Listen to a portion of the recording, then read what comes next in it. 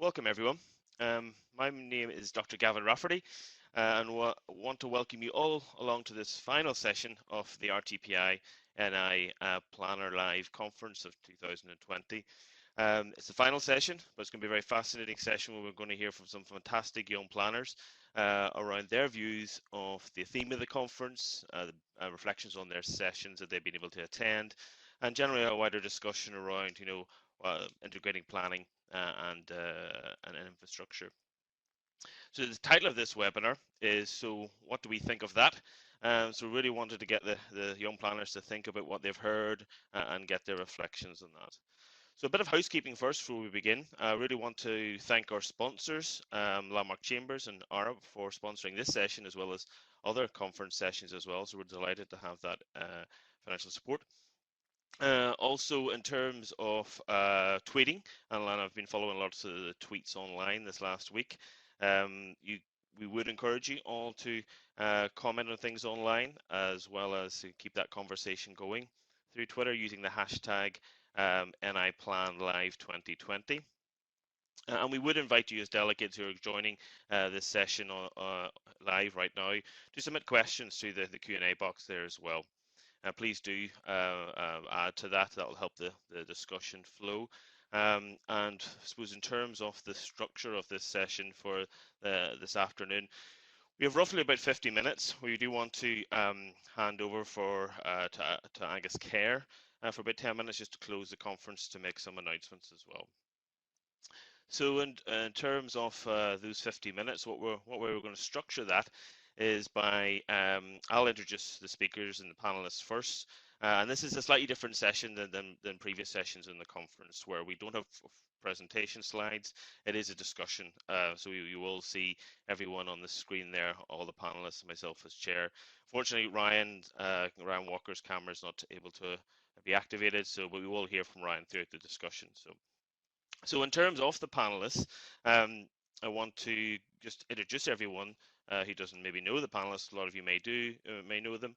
First of all, we have Ryan Walker, who is also involved in the Northern Ireland Young Planners Committee. He's a graduate from Queens, works for Paul Hogarth Co, and also has worked in Belfast City Council in the past.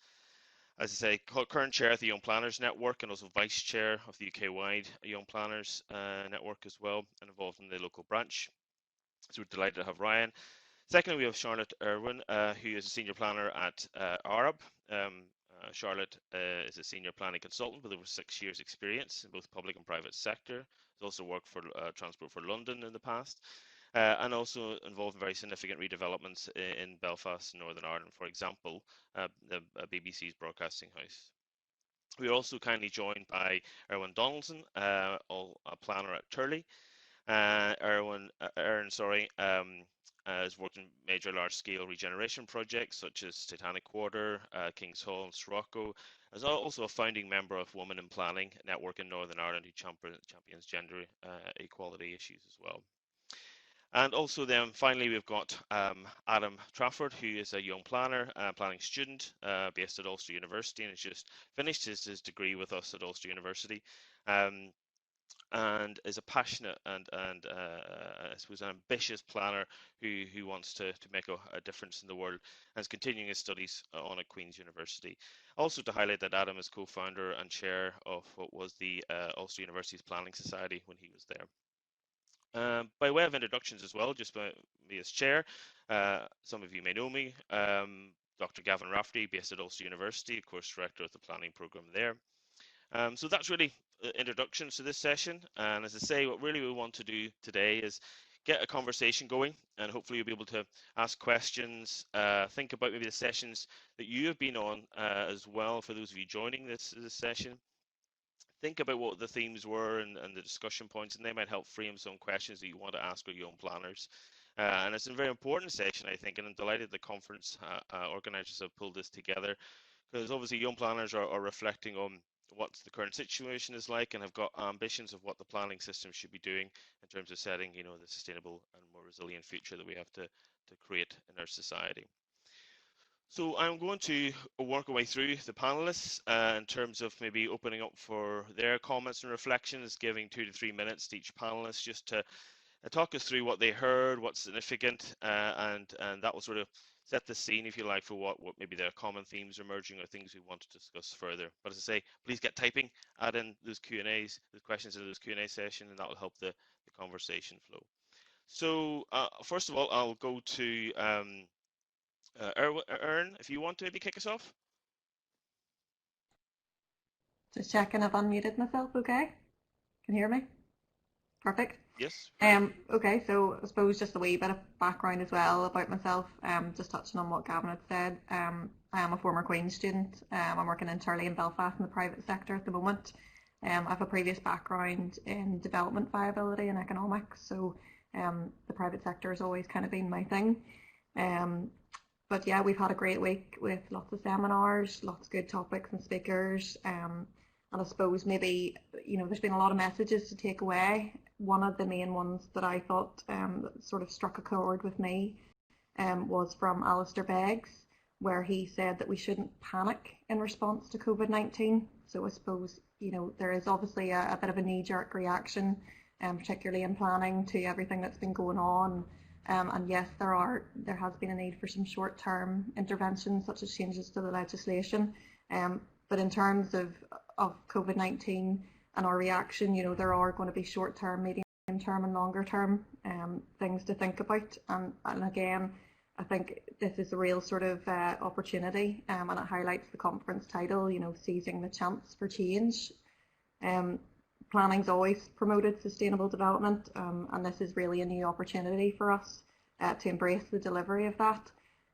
We need to obviously plan for the short, medium and longer term events, and I think planners, as we've seen across the week, are well placed to drive the agenda forward, and the profession's importance as well just shouldn't be underestimated. I think we need to be quite positive about the future. The new LDPs as well present an opportunity to put those mechanisms in place to deliver the infrastructure that we need to build stronger and healthier communities post recovery. And again as well, I took part as well this morning, or I tuned in to the talk with Susan Claris, and I thought that it was a good point that she made, the importance of putting people and active travel first. There was a comment from Susan as well that employees who are physically active can help reduce sick days by up to 27% a year. But that also got me thinking about the importance of active travel in response to the shorter term of the pandemic, where COVID-19 unfortunately and sadly has the greatest impact on those with underlying health conditions. So even the likes of Susan's example of Bold Street in Liverpool, I think that's a great idea. So Bold Street in Liverpool essentially is where they pedestrianised the street. They're allowing more sort of parklets and outdoor seating areas, and something that I think we are seeing replicated in Belfast, but I think could be replicated more in the shorter term. So again, there's so much this week to pick up on, but I suppose I'd reiterate that we are as a profession very well placed to drive forward a recovery in the short, medium and long term. Great, Erin, thanks so much for that. Again, I'm sure we'll come back to some of those points, and we might hear from other panelists who've got similar learning lessons from that. So maybe moving on then to Charlotte, over to you. Hi, thanks, Gavin. And really just building on what Erin said, I think it was such a positive start of the conference as Nicola Mallon provided reassurance that the department's focus remains on infrastructure investment, and particularly around delivering that green and blue infrastructure. A common theme as well I found was the emphasis on partnership working between central and local government. This was addressed by Alistair Beggs from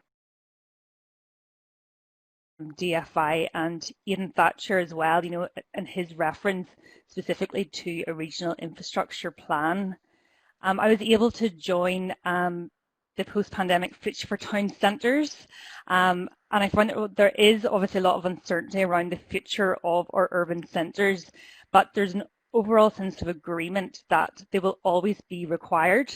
There'll just be a shift in focus, at the moment from retail and office space to maybe more residential and leisure models, but how we get there is still quite unknown. So I do think that does provide an opportunity for a well-funded and imaginative approach to ensure their revival, which also coincides with Nicola Mallon's drive for Northern Ireland to address the climate emergency. Great, thank you very much for that. Okay, then moving on to the next panelist, Ryan. Hi, with you. Can you hear me okay? Yes. Spot on. Apologies that yes, for whatever reason the webcam doesn't seem to be working, but rest assured you're not missing out on anything not being able to see me. So really for me, the key messages emerging from this week, well, first of all, I should probably set out by saying that watching the webinars, it was great just to see so many fantastic projects, particularly local projects, hearing such valuable personal knowledge being shared and reasons for Northern Ireland to celebrate and showcase what it has achieved. So that was definitely a positive that came out of the week. But for me, the key message was, and it was quite drastic, this here right now, this has to be a call to action to break the unhealthy and unsustainable cycles that we're engaging in at the moment in relation to infrastructure and land use planning.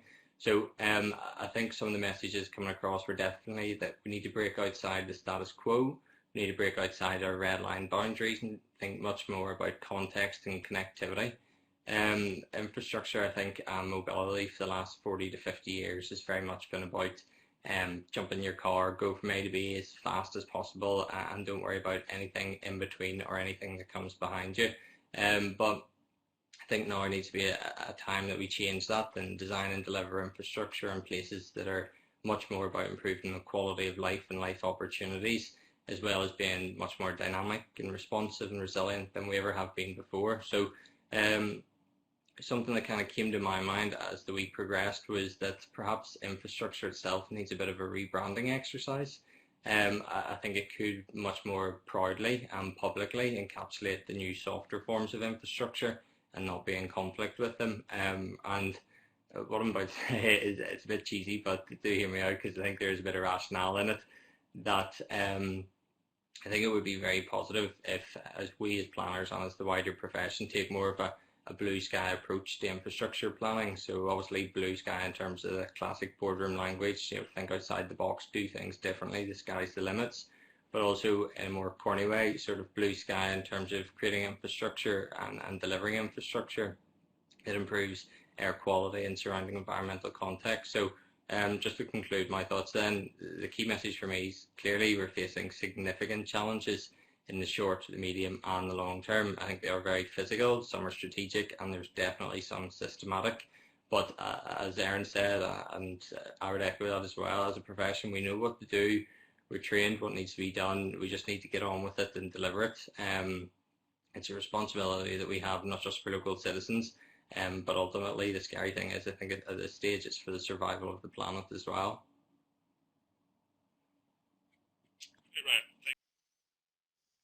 Great, Ryan. Thanks for your insights and reflections there. And we'll move Cheers, on Gavin. to Adam. No, from you. again, I want to reiterate that the entire week's been fantastic. I'm lucky enough that I'm a student, so we don't have to work full time, so I got to attend a lot more than the others, I'm sure. But yeah, throughout the whole course of the week, I kind of picked up on three main key aspects. I'd say the first was probably what Nicola Mallon said, is that there are opportunities here.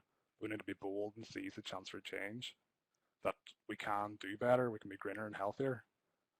And she also helped to reiterate the fact that our habits are changing.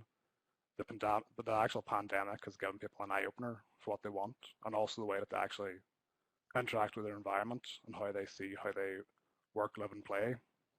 And I think Alistair Beggs did a lot to help that along by saying that there is uncertainty that comes with COVID, but that uncertainty isn't necessarily negative, that it could be an opportunity for change. And on from that, the day after, Kieran Fox talked about the point of a lasting legacy, that we do need an economic return, but it needs to be much more climate focused, and it should really have a climate crisis framework to be able to adapt and to be resilient in the face of climate change. And Róisín Wilmot really wrapped it up nicely in saying that we need to act now, that doing nothing in short term will just defer the cost and the impact on the future generations, which I thought was a very nice way to wrap it up in its entirety. And then secondly, innovation's been a key aspect for a lot of the talks. but it's not technological. It's social. Like Leanne Doody mentioned that placemaking can act as enticement for new central business districts that we are seeing and feeling at the minute. But we need tactical urban transformations, and we need those kind of interventions to attract people in, to then pass on the economic benefits of passing trade and stuff. And then thirdly, I'd say probably the biggest key aspect that I got out of a lot of talks was the importance of place. That it could be anything from the availability of green space to the high quality urban design that we have in our places.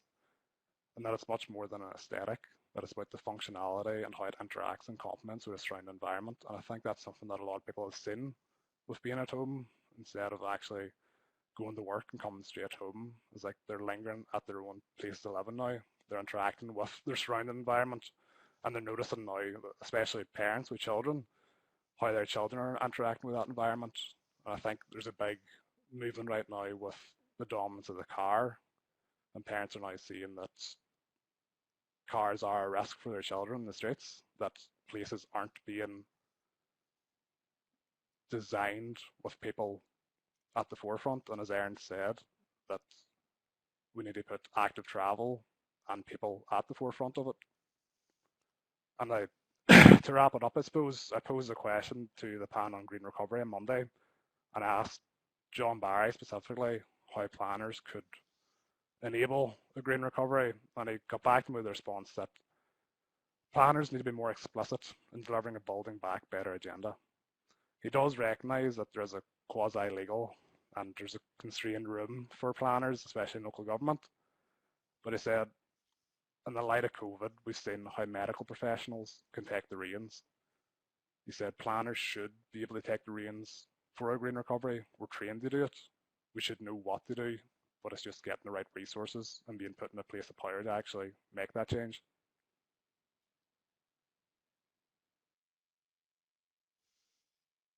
Okay, great, Adam. Thanks for those thoughts. Again, we might come back to that latter point that you mentioned. Think about this resourcing and the significance of planning. I think that's something we would like to unpack a bit more and hear your thoughts and the panelists' thoughts as young planners.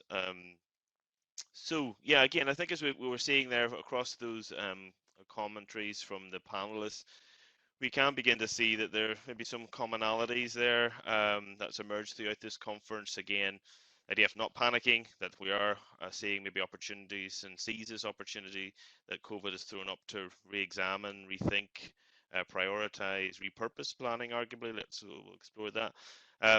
Definitely getting a sense a lot of people are talking about the focus on the climate crisis. Let's maybe use that vocabulary rather than climate change. And as many would argue that is, the language that we need to use to really emphasize and focus the minds based on the scientific evidence that's emerging. So again, opportunity maybe to think about how we deliver infrastructure and planning outcomes that make sure that they do address that. That maybe that's something we need to focus on, that it makes sure the outcomes do not negatively impact the environment, and in fact they should benefit and have economic well-being outcomes attached to everything that we do.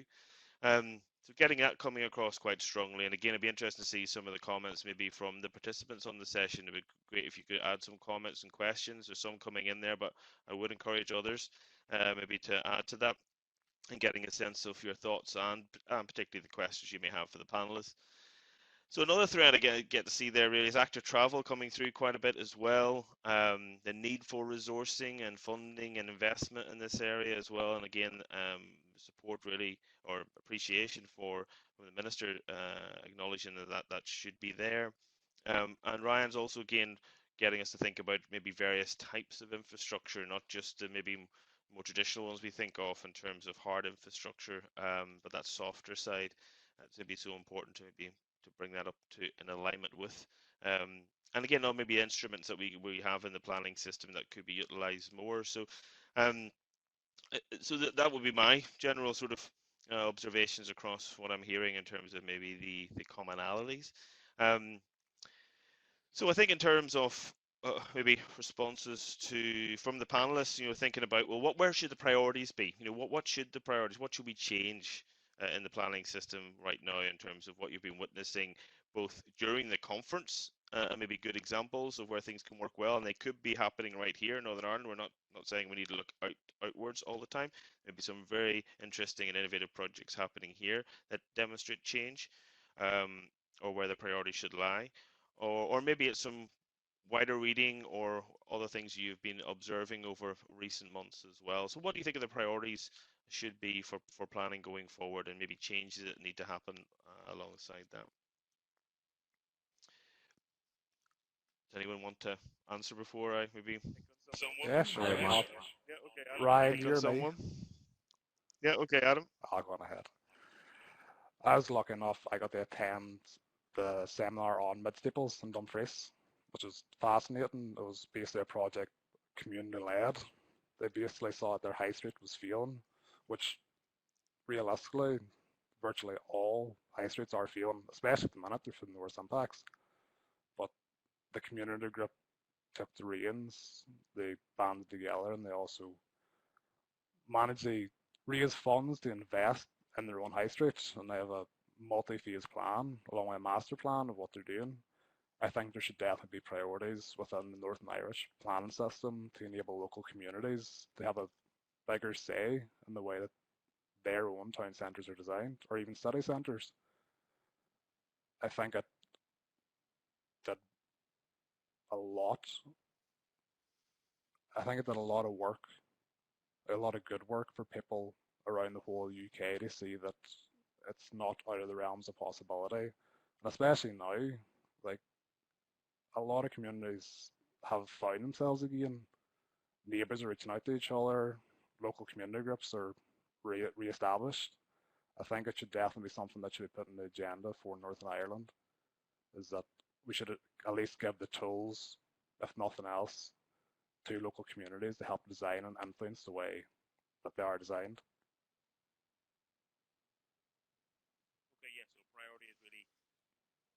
Okay, yeah, so priority is really the engagement with people on the ground, and I suppose I would echo that actually. And Adam, you probably know me very well from some of my thoughts from the course, but obviously I'm very passionate about engagement. And again, I think there's a whole maybe an opportunity to think about how we can co-design this type of responses going forward.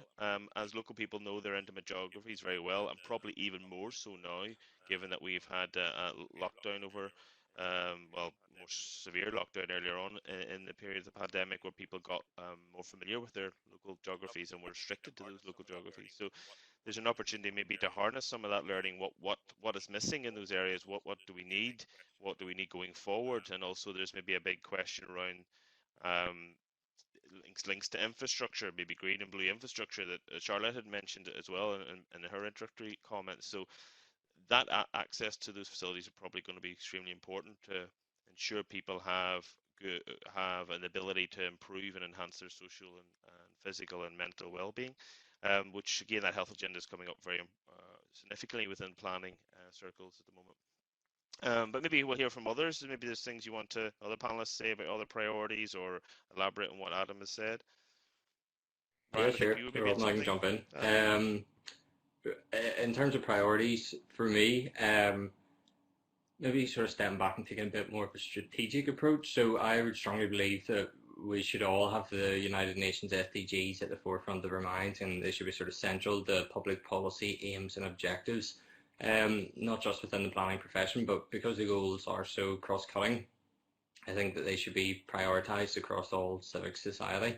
As much as I absolutely love the planning profession and I'm a massive advocate for it, I am a realist, and I've come to the realisation that we can't solve the world's problems alone. So throughout the webinars this week, it has shown to me anyway that our villages, our towns, our cities, they're very dynamic human ecosystems, and they require a lot of collaboration to deliver around the issues of, say, the environment, health, community, sense of place, economy, that kind of thing. So as I say, our places and our communities are very complex, they're very interwoven, and they're always going to be that way.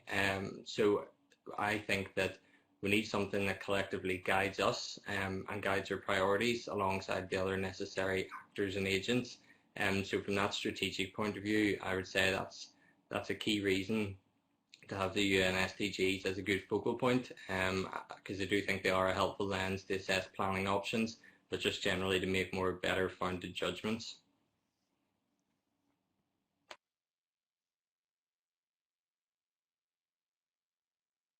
Okay, great. Yeah, thanks for that. And again, good to highlight the SDGs. You know, they haven't gone away, and it's probably more important than ever now that we revisit those. So yeah, thanks for that. Maybe get other thoughts from the panelists and priorities or comments you want to elaborate on what was said so far from the other panelists. I'll maybe raise Erin a few priorities for myself, and I think it would be the climate emergency in the wake of the pandemic. I think it does present an opportunity to re-examine some of the local plan evidence coming forward with a larger emphasis on our green recovery and net zero targets, and for these to be ambitious, because we've been able to see how people's attitudes and behaviours can change when pushed and required. So I would see that as quite a good opportunity and priority.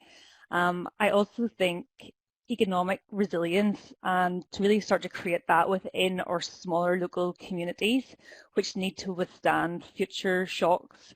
Again, we've seen at local level the importance now of working and living and leisure. So if we can go forward and make at the local level a focus with active travel, again, green and blue infrastructure, and developing in sustainable locations, I think those would be my 2 picks for priorities there. Yeah, thanks for that. And Erin, anything you want to add there? Yeah, so obviously COVID-19 has been something that none of us saw coming, but I think as well it's shown how we've come together, both private and public sector, to deliver change. So in terms of priorities, really, I think thinking for me more on a sort of local slash Northern Irish level, there's 2 priorities in my eyes. One of the main ones for me actually would be the actual infrastructure delivery, and that would be the harder infrastructure that we need. Because I'm sure that many of us would be familiar with NI Water's recent slogan, no cranes, no drains, where NI Water need 2.5 billion to help bring their sewage system, I suppose, up to scratch, with 1 billion of that being for Belfast alone, and obviously to address wastewater, flooding, sewage issues. I suppose without this investment, whilst we can be ambitious with our local development plans, it will be difficult for councils to deliver on the targets for their economic development, and also in terms of housing need, which I see as being quite key to recovery post-pandemic. Also, I suppose, interlinked that second priority, and it's something as well that Aidan Thatcher probably touched on in terms of the local development plan for Belfast City Council, is promoting urban living and everything that comes with that. Recently read about Dublin Chamber publishing I suppose 15-minute planning vision, 15-minute city planning vision. So the 15-minute city, some of you may have seen it, it's basically focused on making sort of high quality, livable, walkable communities in which people can live and access most of their daily needs within 15 minutes of active transport or walking or cycling. And I suppose it's increased, the lockdown has obviously increased a sort of importance on that kind of community. And the clear benefits of having a mixed-use city where you can, I suppose, have your transport links, your local healthcare, your retail, all within I suppose, a shorter distance. And I suppose for myself, I live in the countryside, and I definitely noticed over lockdown, how reliant I am on my car. It would still take me 35-40 minutes to walk to the nearest shop. My work is a 40-minute drive away. My health centre even is a 20-minute drive away. So again, in terms of urban living and promoting urban living, I think as well promoting high quality residential development and actually promoting sort of the city centre living density will help meet the demand for it, or in terms of providing more supply, because I suppose I live in the countryside because I choose to, because the demand is quite high in Belfast. There isn't a lot of new build residential development, And I think sort of helping to encourage more people to move back into the city again will help sort of drive that 15-minute city agenda as well. So yeah, again, I think as well, just in terms of the quality of residential development in Belfast, that's something that we should actually really, lockdown has helped us realise that we should really be pushing for high quality development where we are looking at things like apartment space standards, having larger apartments, having amenities on site, having plenty of private and communal amenity space. Even simple things like having enough cycle storage, just making high quality city centre residential development. And I think as well the local development plans can go a long way in delivering that too, and I think there needs to be real push even in terms of development control, of making sure that developers are putting forward a high quality product as well. So yeah, it's for me, yeah, infrastructure and urban living. Great, thanks for that. There's some questions coming in, but maybe before I get to those, because some of them link to infrastructure and some other elements as well. Interesting that and I do agree with you, Erin, and others' comments as well. Thinking about focusing on more urban living and the need for that, and that sort of 15-minute sort of neighbourhood concept is quite interesting. It's growing momentum. It's something I've been sort of witnessing and observing, and commentaries around it has been, a lot of people working from home is about maybe the types of homes we need in the future as well. And the infrastructure that's for that, broadband, for example, is one thing. But throwing up questions for us as planners to think, well, maybe there's a bit of a return to suburbia or beyond because of maybe working from home, remote working. What are your thoughts, maybe as young planners, around that sort of issue in terms of thinking about planning and integrating it with infrastructure in the future? Where do you think that agenda is going? Is it a blip just now, or is that something that maybe we'll begin to witness and see in the future within our profession? Do you want me to jump in? Yeah, Offer their bit of a reflections. curveball there. I don't think Bit of a curveball there. I don't think just to come up with it. I wasn't planning maybe that to come up, but it definitely is. I think it's the interesting. reality is most of our houses or properties or residential areas, they weren't built for home working. Certainly, speaking from a young planner point of view, you come out of university, and if you're looking to buy your property, you kind of just want to make that first step on the ladder. Having spare space to carry out conference calls and meetings and everything, that wasn't really top of your priority a few months ago, but you're having to make the most of it now. But I think going forward, it's kind of shown that we don't all need to be in an office necessarily. I think there are massive benefits of being in an office in terms of collaboration and working in partnership, and I think that will still remain going forward. But I would say that the increase of say localism, if you will, I think that should really be supported and encouraged through local infrastructure. So as you say, Gavin, whether that's increasing capacity in broadband and that kind of thing, or whether it is encouraging flexi workspace within local neighbourhoods that can sustain that. We know Northern Ireland has a chronic problem with traffic congestion. So if there is a way to try and deal with that issue, while supporting these local neighbourhoods as well, I think there's great possibilities to going forward in the future, because as we currently stand, as say, we're not currently set up and best placed to deal with that working from home environment, although I think everyone's been surprised just quite how smoothly it has worked.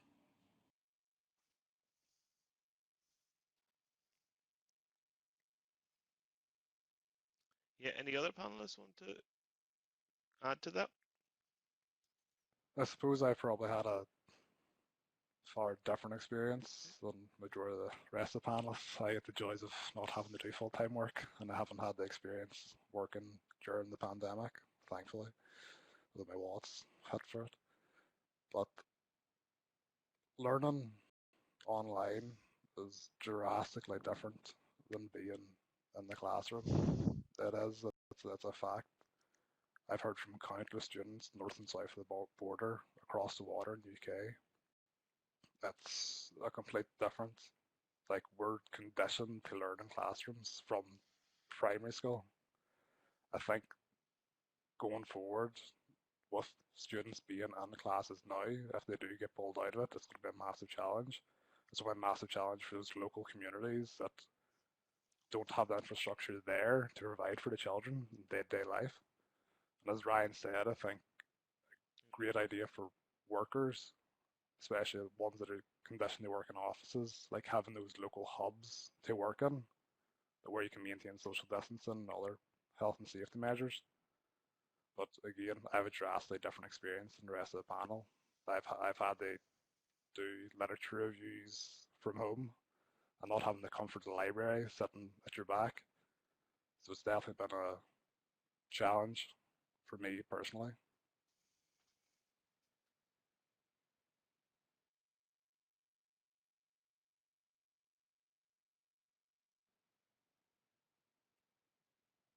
You good, Gav?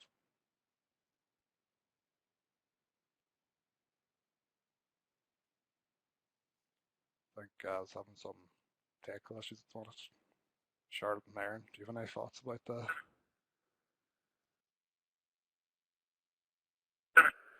Yeah, I would just say that a lot has changed so quickly, and in terms of, our urban centres, there might be a push from the business sector in terms of converting, their assets, which could be, for example, offices into residential developments. We have seen the relaxing of permitted development rights in England, and Nicola Mal mentioned about, the review of permitted development in Northern Ireland as well. But I think it's important that at the heart of that is placemaking, and trying to put yourself, if you were wanting to live in an urban environment, what type of environment is that, and to ensure that there is enough space, both outdoor and indoor. So I think it's going to be a little bit of caution about the rush to convert perhaps some of those urban environments into residential without full thought behind it. Okay, well, sorry, I think I lost connection there, so I'm just back. So apologies if I missed something in terms of the conversation there. Yeah, this is the world we live in. It happens. Were others still responding there? Or is there another question?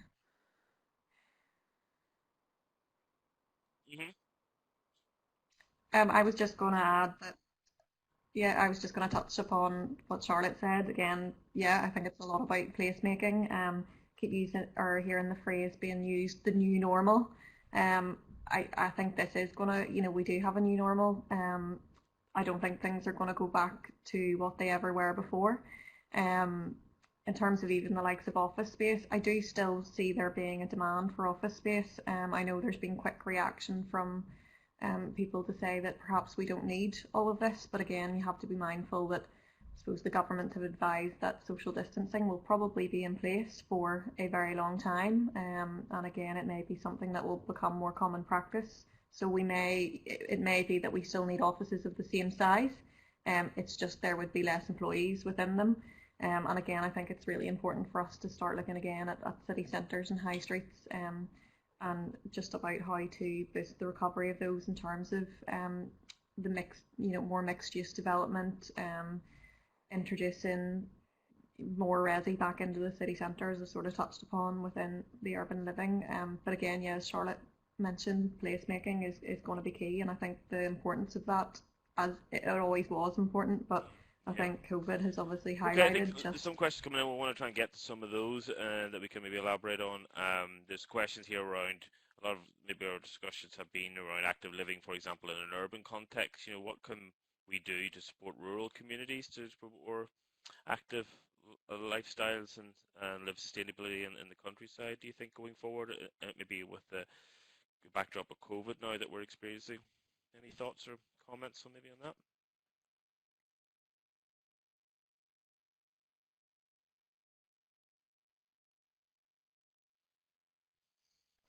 Well, I just think I seen it in the Planner magazine popping up before we entered this, but about Nicola Malin securing funding for the greenways across Northern Ireland, and especially with so many of us now holding at home, and obviously in the Republic, anything like that to boost the local economy in terms of tourism, but also for those local communities. I'm not entirely sure exactly where they are, but they're usually into more rural areas, and initiatives like that, which encourages the whole family to get out, I think is really well spent investment, and it's something that Okay, we should thanks. Any definitely other be looking comments into or reflections? expanding throughout Northern Ireland. Anyone?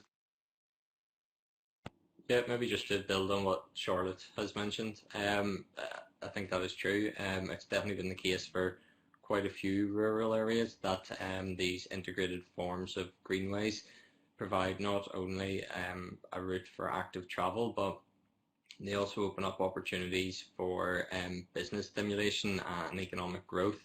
There's quite a few greenways in terms of I think it's the Waterford Greenway that has been really successful in terms of those smaller SME businesses that have spun off the back of that.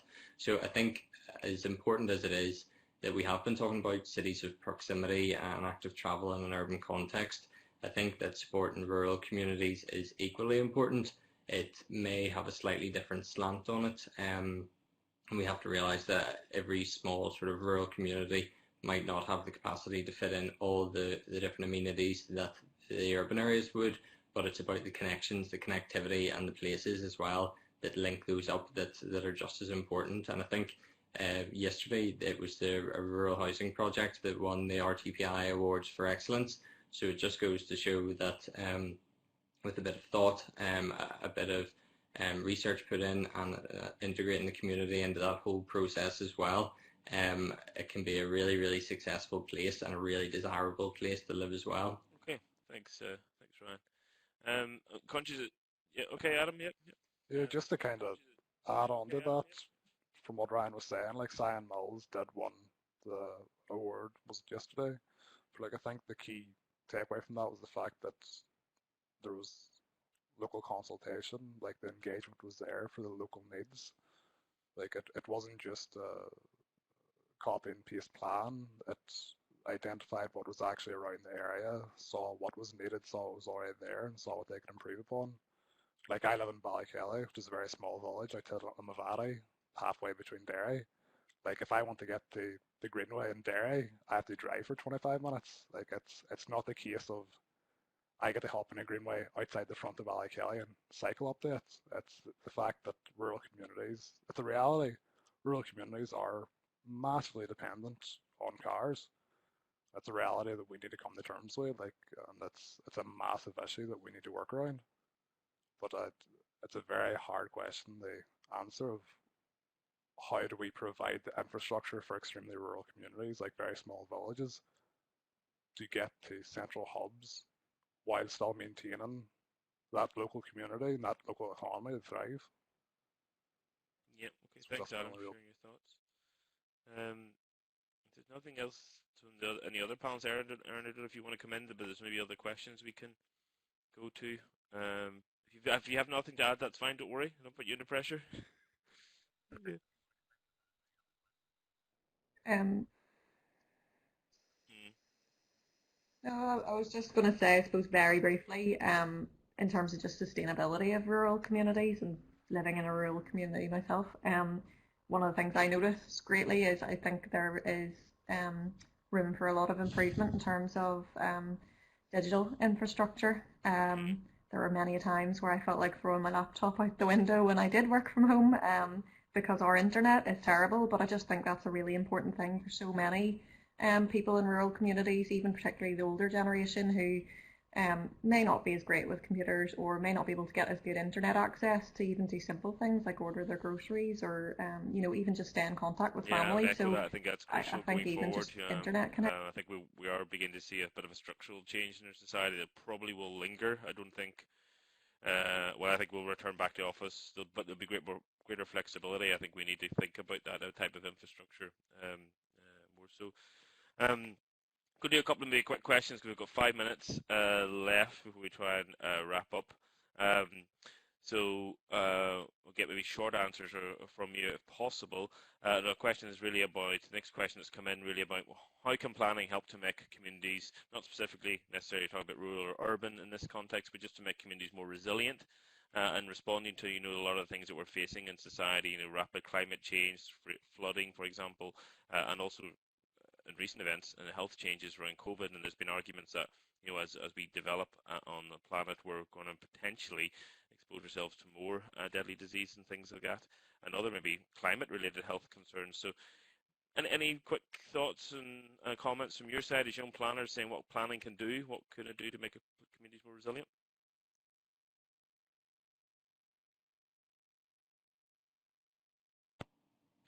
For communities, obviously, just making sure that they're engaged at the very beginning of the process. I think they are the local experts, they are the leaders of their areas, and so we need to work with them to try and get the best and most sustainable outcomes. What I would say is that when we are talking about infrastructure and about mobility, I definitely think that we need to simultaneously be considering social infrastructure and social mobility. At the end of the day, people make places.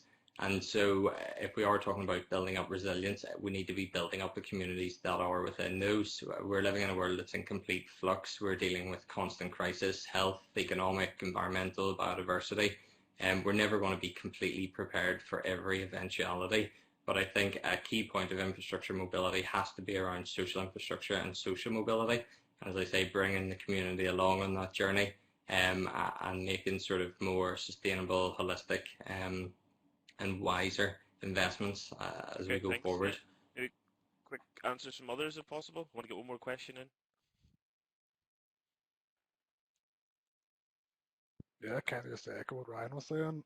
Like it's hindsight's 2020. It's having the foresight to engage those communities that you're developing within.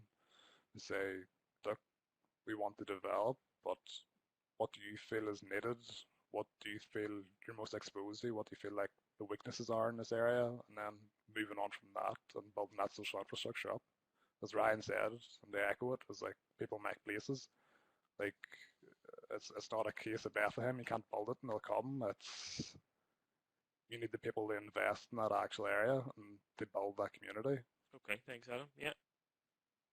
Other two panelists? Erin, do you want to go? If you have any comments, maybe?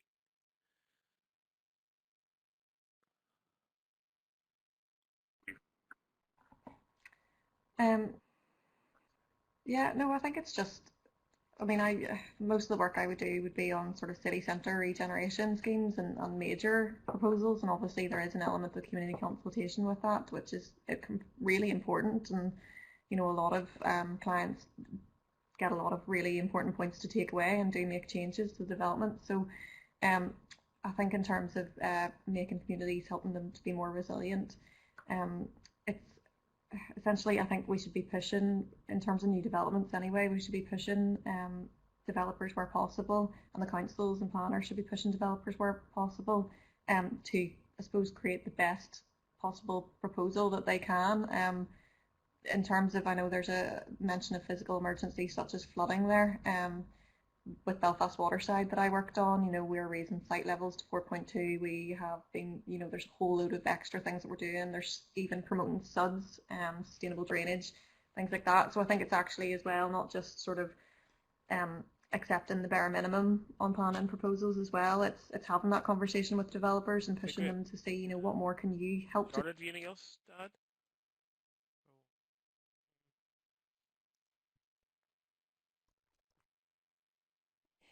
Yeah, it's really just building, I think, on what Erin said there, and for future new development, ensuring that those are in sustainable locations that has perhaps access to the active travel networks.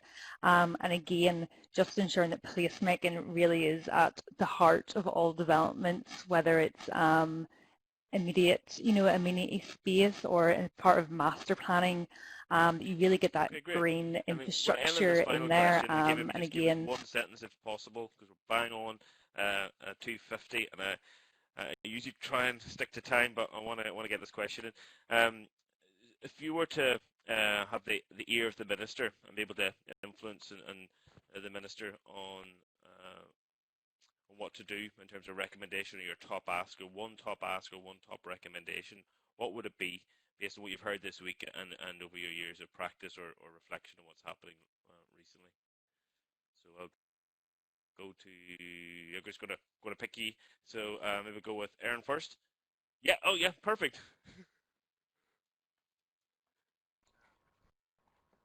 I'm happy to start. No, obviously, Minister Mallon had referred to there being a number of decisions to be made earlier in the week, and a number of regionally significant planning applications that are in the system. Obviously, we had a period of time where we didn't have the executive, but I think we can welcome that they're back and that she has started to, I suppose, get through the list with issuing a decision this week for the North-South interconnector. So really, for me, it's just let's get making the decisions. These decisions, they are regionally significant and they are incredibly important for the recovery in the longer term. We're going to move quickly on into Ryan. Yeah, for myself, really, I would just make the point to the Minister that planning, regeneration and transport need to go hand in hand, and the current disjointed nature of these is helping nobody, practitioner, citizen or environment. So I think the Minister needs to keep enhancing our focus on placemaking. She's also made great statements so far, and it does fill me with hope as a young planner.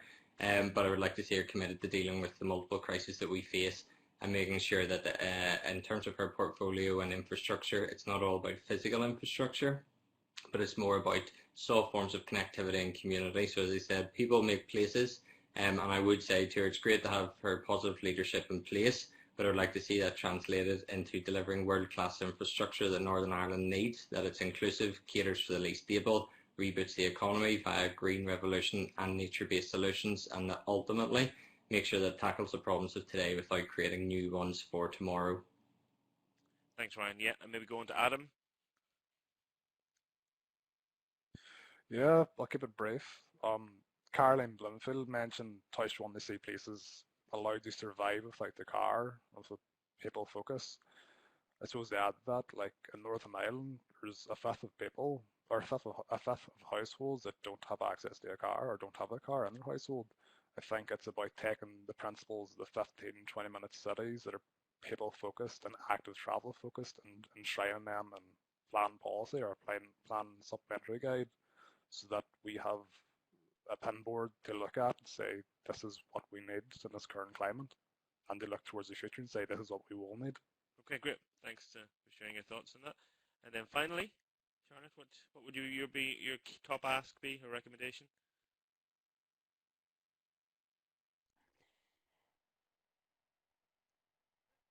Yeah, well, so my top ask of the Minister would be that whenever she's setting up panels for the inclusion of young planners in those, it's usually the same civil servants involved in those discussions, and the involvement of young people who will be affected by the decisions should be part of these conversations to either champion or challenge the proposals. End on in terms of the session, because some rich ideas that you've all been raising and reflecting on, and the future of our profession. Obviously, a lot of you are actively in the profession right now and making changes. But that's a good point to end on in terms of having those younger voices at the table, and what future they want to and you want to create going forward. So hopefully those of you that were participating in the seminar, hope you enjoyed some of the comments and discussions from our young planners.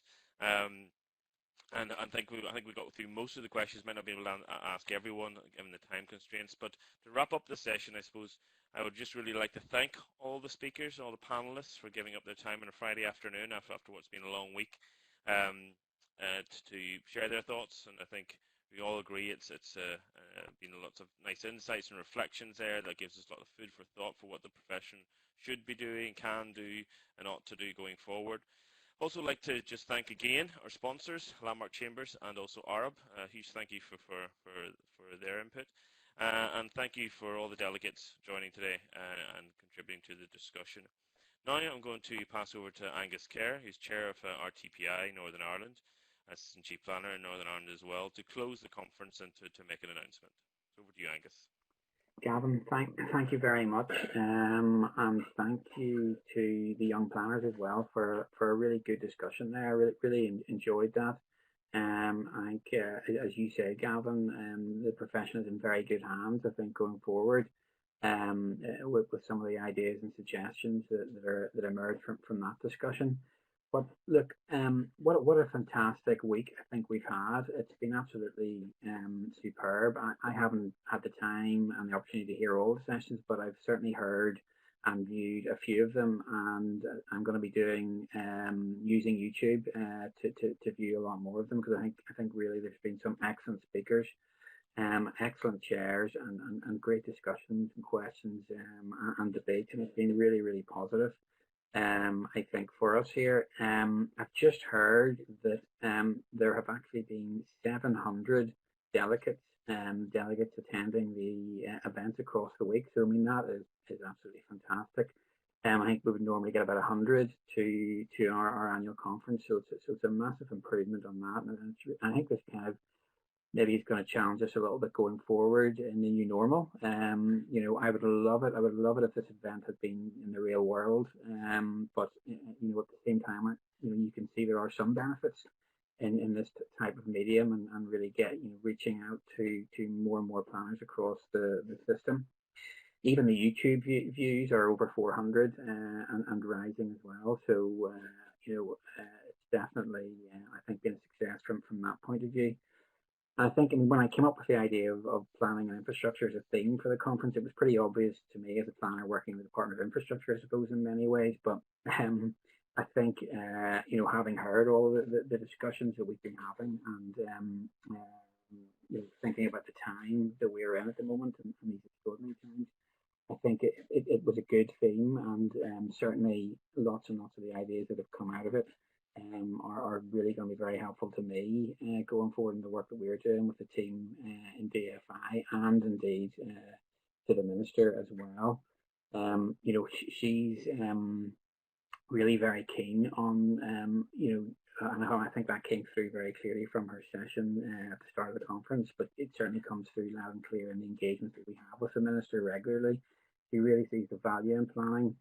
And she really thinks that planning can make a massive contribution to infrastructure and to placemaking, and to her kind of vision for a green recovery from the pandemic. So, you know, it's a tough job working in the department, but, you know, this is a good time to be working in it. And it's really good to have a minister who's so open to these sorts of ideas, and so open to the role that planning can play at the heart of everything that we're doing. So it's a great time, I think, for us all to be working in the profession, and a great time for young planners to be coming through. I think, you know, I'm not going to kind of do a sort of a review again. I think we've heard so much from everybody reviewing what we heard, what happened throughout the course of the week, but maybe just one thing that's coming through to me, and it is this issue of planners, you know, taking the reins, I think, to use Ryan's expression, and having the confidence now within society to really play our part, play our role. And I honestly think this is a springboard now, and an opportunity for us to do that. And that's certainly going to be something that I'm going to be thinking about at the, you know, in the work that we do going forward. So I have a rather pleasant task to perform now, because it's my honour to present for the first time in Northern Ireland the Young Planners Award for Northern Ireland. And I can see, you know, looking around the panel's faces, they weren't expecting this at all. But and it is a bit unusual making an award whenever you're doing it virtually. But it's a great pleasure to do it maybe before we close the conference. So first of all, I would like to announce Erin Donaldson as commended in the category of Young Planner. So congratulations, Erin. The judges felt that Erin should be highly commended given her commitment to the planning profession, the RTPI, and her determination to support young planners in Northern Ireland. Erin played an instrumental role in the local organising committee in delivering a successful RTPI Young Planner Conference in Belfast in 2016, which is a great achievement. As a founding member of Women in Planning in Northern Ireland, she has to be commended for her commitment to promoting diversity and inclusivity in the planning profession. The judges felt that Erin was particularly empathetic with regards to the health and well-being of her colleagues and planners in Northern Ireland, which in recent months, with the impact of the pandemic on young planners, Erin continues to strive, innovate in how she can support her peers through digital technology. So congratulations, Erin. You're very welcome. So I have another announcement to make. The winner of the Northern Ireland Young Planner of the Year this year is Ryan Walker. So very many congratulations, Ryan. The judges unanimously agreed that Ryan was an outstanding champion, not only for his passion towards planning in Northern Ireland and beyond, but also for his drive and commitment to the work of the RTPI and the wider profession. Ryan has achieved so much in his short career to date, having worked in both public and private sectors, having showed great tenacity and innovation in the way he promotes planning, and more recently having nominated himself to sit in the RTPI's General Assembly. Ryan is an extremely able and articulate young planner who enthusiastically appreciates the need to pursue collaborative ways of working and strive for a more inclusive profession. Ryan is currently the Vice Chair of the RTPI's Young Planners Group, providing support and leadership to young planners across the RTPI. His engagement with and support of students and fellow young planners, both in Northern Ireland and across the UK, is encouraging. During lockdown, Ryan launched a successful online hashtag Lockdown Uplift writing competition at Tomorrow's World, encouraging students and young planners to share their perspectives of a post-COVID world. Ryan will now go through to the RTPI Planning Excellence Awards for Young Planner of the Year 2021. So congratulations, Ryan, well done. Even though we can't see his face, I'm sure he's smiling. Can't see his face, I'm sure he. Yeah, thanks. Thanks for the first time in a long while. I'm properly speechless. Thanks very much for that. It was unexpected, and it's a great honour and a great privilege. So thanks for that, and I'll obviously have to take a moment to try and think of a better statement to make. Yeah, well, that wasn't bad. Sorry for springing it on you, Ryan, but it's hopefully nice to have something like that sprung on you. Folks, I think nothing more now than for me to close the conference and to thank, on behalf of the RTPI, all the speakers across the whole of the week, all the chairs, and indeed all the delegates. And of course to thank again our sponsors, Landmark Chambers and Arup, and to just wish everybody a good weekend and a safe journey down to the kitchen for most of us to have a cup of tea. And this is more